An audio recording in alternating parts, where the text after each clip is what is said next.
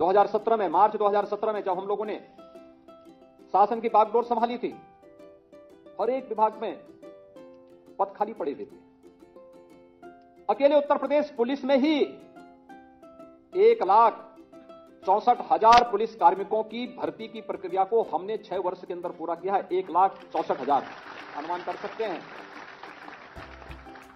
कि पुलिस के कर्मी नहीं थे। जब पुलिस कर्मी नहीं होंगे तो सुरक्षा की स्थिति तो खराब रहनी थी।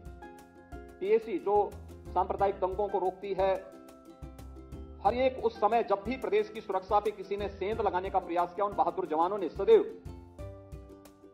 अपनी जान की परवाह किए बगैर प्रदेश की सुरक्षा में सेंध नहीं लगने दिया। 54 कंपनियां पीएसी की समाप्त कर दी गई थी,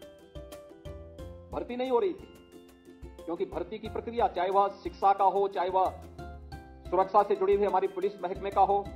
या विभिन्न विभागों का हो, ये भर्ती इसलिए नहीं पूरी हो पाती थी क्योंकि भर्ती की प्रक्रिया प्रारंभ होते ही एक तो जितने भी आयोग थे उन सभी चयन आयोगों के ऊपर प्रश्न चिन्ह लगे हुए थे। आप जैसे युवाओं को उस समय आंदोलन करना पड़ता था, 17 के पहले धरना प्रदर्शन,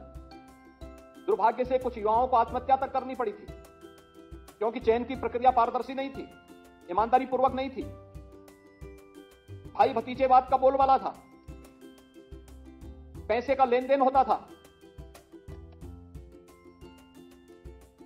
कुछ लोगों के घरों से सूची बनकर के जाती थी, जो योग्य लोग नहीं थे उन्हें आयोगों का अध्यक्ष बनाया गया था। जो स्वयं योग्य नहीं है वह आयोग का अध्यक्ष बनेगा तो आयोग की कार्यपद्धति पर प्रश्न खड़े होंगे ही। और पिछले 6 वर्ष के अंदर आपने देखा होगा किस पारदर्शी तरीके के साथ, क्योंकि हम लोगों ने पहले ही दिन इस बात को कह दिया था जब विभिन्न आयोगों के साथ मेरी बैठक हुई थी, मैंने इस बात को कहा था, मैंने कहा अगर यूपी के किसी नौजवान के साथ कोई भेदभाव हुआ, उसके जीवन के साथ खिलवाड़ हुआ, तो याद करना खिलवाड़ करने वाला अपनी पूरी जीवन फिर जेल के अंदर सड़ाएगा और जेल के अंदर हम उसे